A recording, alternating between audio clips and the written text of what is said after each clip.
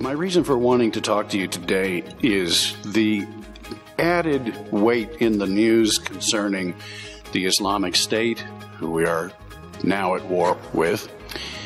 And people ask questions and they talk in the national dialogue about these things. Well, could Ebola sneak across the border? Could someone who is with the Islamic State come across the border and cause us harm? But let me go back just a little ways. Would you say that still today our border with Mexico is one of the most porous when it comes to contraband? We have a very vulnerable border. And to understand our border in current time, we need to understand the history of how we got here. And people, we're in an election year, and you hear it all over. Everybody's going to secure the border. But what you don't hear is how the border got in the position it's in. In the 90s, when I call it the plan of the P's, where they came out and said they're going to secure the border on the southwest part. One of the things that you heard about was they're going to secure the populated areas, and they're going to secure the port of entries. We have 2 port of entries in Cochise County that were affected by their plan, and they're a lot secure today than they've ever been, those parts near the ports. San Diego, Yuma, El Paso, they have felt the positive effect of the plan of the 90s. I call it the P's. The other part of that plan was to route that illegal activity, those disturbances, into the rural parts. And we're a direct product of that. And that's what makes us vulnerable here on the southwest border. 22 counties that are premier counties on the southwest border, and I think 17 of them share the same problem I do. And when it comes to the vulnerability we face daily when it comes to our border. And I think we just need to accept the fact that I don't see anything here in the near future of any changes to our border based on it's become a discretionary plan instead of a mandate where we're going to make a difference on the border. So at the local level, as an elected sheriff for the people that serve directly for the people, it's important, and I think it's a mandate that I come up with plans and interoperability to do things better on the border. And we've done that because of our vulnerability. We have a ranch advisory team made up of ranchers, and we work very close to them and citizens that live on the border that aren't ranching.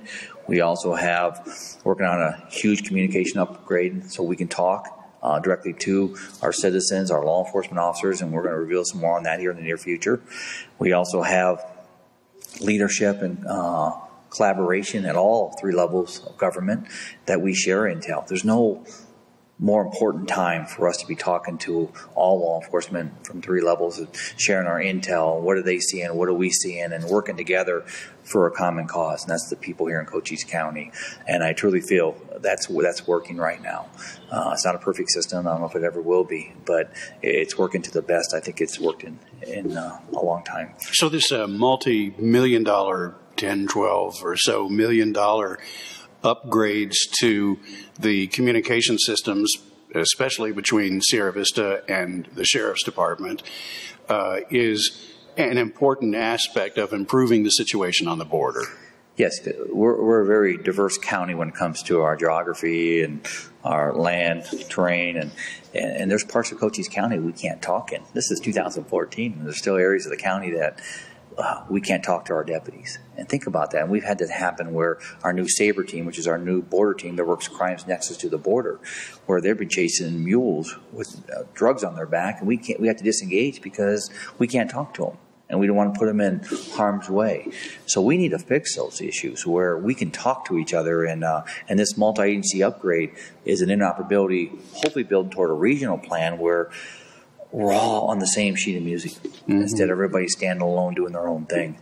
And in a county our size with a population count of ours, we should be doing a better job, and we're working on it. The police chiefs, our department, our highway patrol, federal law enforcement, 1,300 border patrols and the agents in this county, and then 200 customs, and you look at all the other federal agencies. I mean, we meet every quarter, and we talk about hot topics.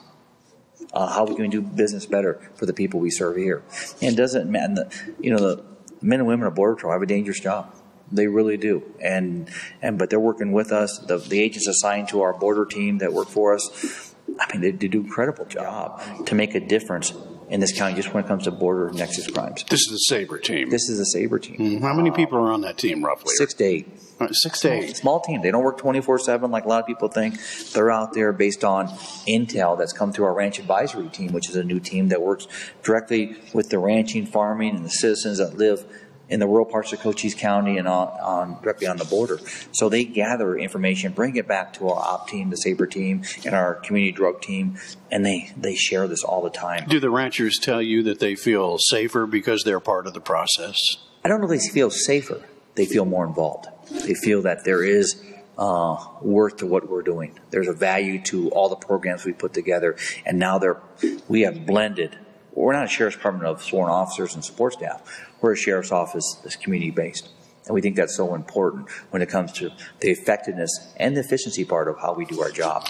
Now, my impression, and I'm sure others share this, of the flow from south of the border into our community and mostly through it, I would imagine, you cite some impressive numbers there of seizures and arrests and what have you. But I don't think that we get the impression, those of us who follow the news, that we get even a small percentage of everything that comes through here. And I just wonder, first of all, if that is an accurate perception, number one. And number two, isn't part of the whole situation that people who are coming across the border and happen to trek onto Cochise County have no interest in staying here? And if we couldn't arrest them all because we wouldn't be able to handle that. Isn't there some truth in that? Well, we're a premier county. We're a flow-through county. There's no doubt about it. But let me put you at thought. That's a two-component question you're saying or statement. Number one is those drugs are flow through. They're going through our county to the metro areas, Phoenix, Tucson, and beyond as distribution hubs. But people don't understand is to get that product through comes a desperation. There's a lot of money behind those. The cartels are behind those. So to get them through comes with pretty much, they'll do anything. And that's when it becomes assaults on my deputies, law enforcement officers, citizens, all that. The other component of this is when those mules are coming back empty-handed, guess what they're doing? They're breaking into our homes. The Portal area is a prime example of that. Here's a small community that we did a lot of analytical work on that, did a lot of study on that. They have approximately 20 plus or minus burglaries a year. You think, wow, that's not a lot. It is a lot for a community that's only got a couple hundred people in it. That's a lot of burglaries per capita for people. And we went back and did some checking. It's not the people, the citizens. They're not stealing from each other. Victimizing each other, no. These are illegals that break in there, that steal the assets, the food, the jewelry, cash, the weapons. And we've been very successful this year working with Border Patrol and other law enforcement and apprehending probably half a dozen to a dozen of them this year. And you think about it, they get in there, get back in the mountainous areas. It's hard to find these kind of people. And we've done a great job. Cochise Air, our new helicopter, has really provided a lot of resource and assets to help us with that. And so again, we're making that difference. We know the open seams are where they're at. We know what their patterns are.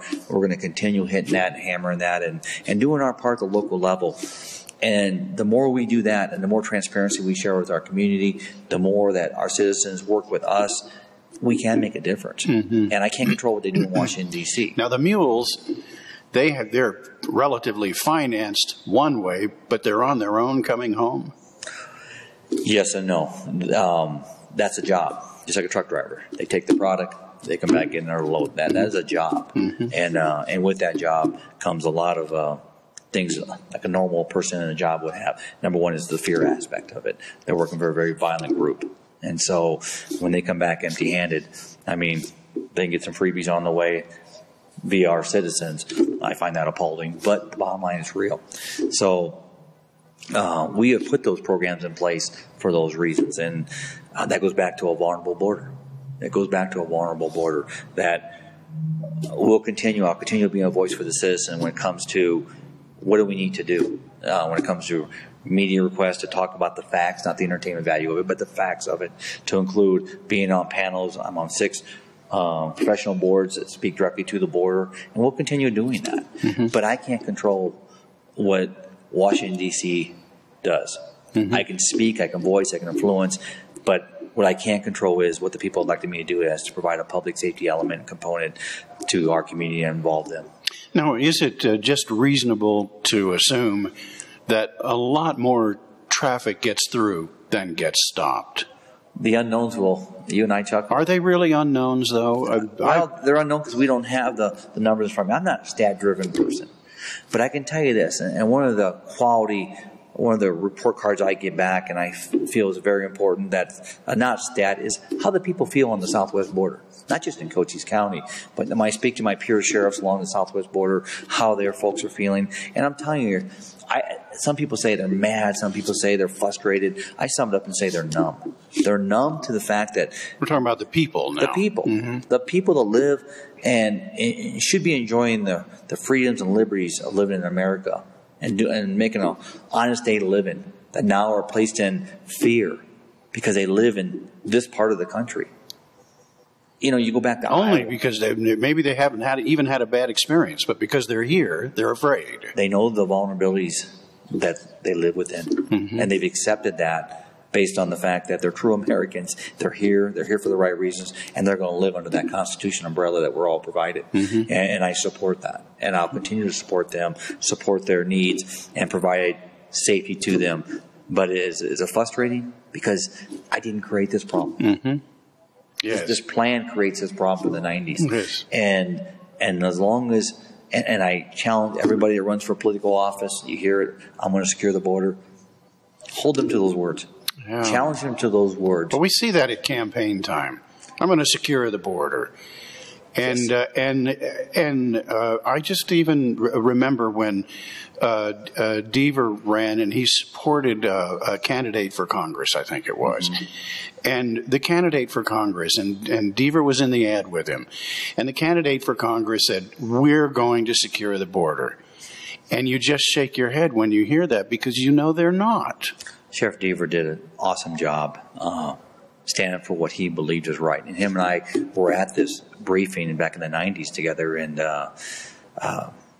it's frustrating. It's very frustrating to hear statements from those beyond the local level and the state level that say they're going to do things, and you still get nothing back. And it's very frustrating. And you look at, we're a small voice when it comes to our population. We're a very small voice. And I use this analogy. Look at L.A. or San Diego area. Look back 20 years when they, before they implemented this plan. You turn on one of the three major networks, and what'd you see? A pursuit going north from the border, bailing out of the bed of the pickup. It was very common. Ask yourself when the last time you saw that. Ask the last time you saw the sheriff from San Diego or other metro targeted cities about where they were at 25 years ago and where they're at now. It's a big difference. It's a big difference because they have provided those infrastructure security at those populated areas. Now, when you say you don't know what you don't know, you've got a helicopter now. That's got to help. Oh, you bet. I would think. And but how much do you think you don't know? Certainly, you go to bed at night knowing we got some today, but a whole lot got away. You bet. I think that all the time. I think that a lot. You look at the strategy, and you look at with our helicopter flying the border into the rural parts, which we spend a lot of time doing with our law enforcement officers that are trained as crew members to fly, and they come back, and it is scary. It is scary. But my biggest fear, I'll be honest with you, my biggest fear is, and it's going to be and rightfully so, an outcry if it happens, is another citizen being murdered in Cochise County on the border or somewhere else. Do you think there's at some point when that happens just one more time that there's going to be some backlash that could be ugly? Well, and like I just said, whether it be a citizen, a law enforcement officer, one of my deputies, we see it. We know we're vulnerable. You talk to anybody who lives down there. If somebody can tell you we live in a secure county, let me meet that person. Because there's something they're missing, and investigating crimes on the border, talking to the folks, talking to our law enforcement partners, and it's very scary. And I blame the if game. It's not an if game. I think it's a win game. And that is WHEN. When's this going to happen? One wonders why. We're capable of controlling that border. We could put troops out there. I don't know what the answer is, but I know that we have the most powerful military the world has ever known. There seems to be I don't know, is there just not really the will to effectively shut down the border? Because certainly we could afford it if we wanted to. We could do that. And you're not the first sheriff that I've spoken to that shares these frustrations. Are you angry? I don't get angry. Angry shuts down being reasonable to a certain degree. I'm not angry. I'm frustrated. And I don't want to say I'm numb, like a lot of I think my citizens are, and the citizens that live there and live this every day. I just think it's... You just have to think at some point it just is what it is? It is. There's an acceptance that I have to deal with it, and we have to address it the way it is, just like I've been talking here. But that doesn't mean we're going to give up. We'll never give up. As long as I'm the duly elected sheriff, and as long as I live in this county as a citizen, an American citizen, we'll continue this, and we'll continue the voice to say, and we'll collaborate, and we'll keep doing good things, up to great things, to do our part. But somebody, I'm just waiting for that one person to join in there and say, we're going to help you make a difference. It'll grow. I know it will. And you hit it, I hit it earlier, is the will's not there. The will is not there. The will. If I truly believe they want to shut this border down to a point where at least we're hitting the safe and secure communities. You know, it's kind of like, I think that's so important. Will there always be people coming across illegally? Oh, I believe so. But can we do a lot better job? A lot better? Yes, I think we can. Here locally or the country? Here locally first. And I say first in the fact that's what I'm directly responsible for. But the big picture is, yes. Well, what does it take then for us here locally to do a better job? Well, we're doing it. I truly believe we're doing it. Citizens are involved. The folks that experience a vulnerable border are living it, and they share with us what's going on. We work with them. We have all these programs in place to make it safer. Is it frustrating because we're doing that at a local level? My crime when it comes to domestics, the DUIs, the criminal damages, the speeding vehicles in neighborhoods, whatever it may be, continue. So I got limited resources. Now, the Border Patrol is federal, and you've got nothing but good things to say about them. So what should Washington be doing right now that it's not doing? Listen to the folks. Listen to the stakeholders. You think they're not listening? Based on, talk is... Obviously they're not listening because they're not doing anything. I could sit in front of this camera, sit in front of the many media I speak with, that I have great respect for, and we talk. But if I can sit in front of you and talk about all these things we're doing, talk about things we're going to do, but if I never do them, how valued of a statement is that? And I truly believe that talk is cheap. Throw some action out there. And they've been successful in taking care of certain parts of the southwest border. What about the rest? One thing I haven't heard, and I'll leave you with this, is nobody's talked about redefining the plan of the 90s. That's what this started from. We're working off a plan from the 90s. At what point do we redefine that to finish the border security plan for the rural parts? Remember, the rural parts is where the product of that legal activity was sent to. We're a direct product of their plan of the 90s. But I have not heard, as many times as I speak, or your Sheriff Association speaks from Arizona Southwest borders all the way up to national, when it comes to, and we do. Sheriffs think a lot alike because they work directly for the people. That it's a very unique position, a very honorable position to be elected sheriff. But is redefine the plan of the 90s. Take the successes of that over the last 20 plus years and let's put that in place as we move forward. You can't address a problem until you know where we came from. And history is your best tool if you let it be. But everybody comes in, we're going to secure the border. What are you going to do? So let me just wrap this by asking this one final question, which is the way we started off with this interview. We've got Ebola. We've got the Islamic State, whatever that is, that we're at war with. People are afraid of this, that Ebola could happen here in the United States. Right. We have those that say it's not likely. There's the arrest of the head of the Sinaloa, which I'm sure there had to be some chatter after that somebody's going to pay for that. on this side of the border. But you don't see the border acting a whole lot differently or requiring anything additional, given these 3 additions to the situation. Have I seen a difference since all this? Yes. Would you know? Oh, I would know. I would know. I work very close with our counterparts. That's what's great. The plan has not changed. The vulnerabilities are still in place. And that's just something we got to accept, that vulnerability. But being as conscientious as you are, and as you must be, you must worry that something terrible could sneak through.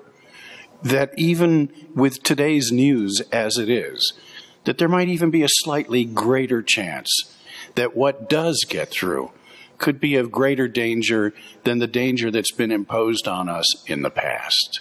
Well, a danger is a danger. There's different threats, whether it be a health threat, Ebola, all the way up to ISIS, to cartels. Threats are threats. As a public safety officer, I worry a lot. Like I said, when I go to bed at night, I wonder if my phone's going to ring at 3 in the morning. Did we lose a law enforcement officer? Did we lose a citizen? Were we invaded last night? I mean, you bet. That vulnerability is there. And I do worry about that. We talk about that in the law enforcement circle of all 3 levels. Yes, we worry. But our control is limited to here, excluding our voice. And I'll continue to voice these worries until my citizens and I and our law enforcement family says, hey, there is a difference here. And your feeling is that, in closing, the next death on the border, there probably will be one, is going to mean more than the deaths in the past, because at some point, enough is enough. I do believe our citizens are tired. I do believe, and I speak for our folks in Cochise County, I feel confident sharing it on those throughout the southwest border I spent a lot of time with, that, yeah, there's going to be an outcry. And something has to change. Something has to change. And yet we see when there's these massacres in these schools and what have you, for a month or so, there's this incredible outcry because the pain and the anguish is so severe and so acute. But then nothing happens, and so it just more or less goes away. Time is the eraser. Time is the eraser. And in time, we're vulnerable. I don't know how I can say it with a capital V. We're vulnerable here. And we'll continue to do our part. We'll continue to keep our chins up. We'll continue to do our best to make a difference. But I worry.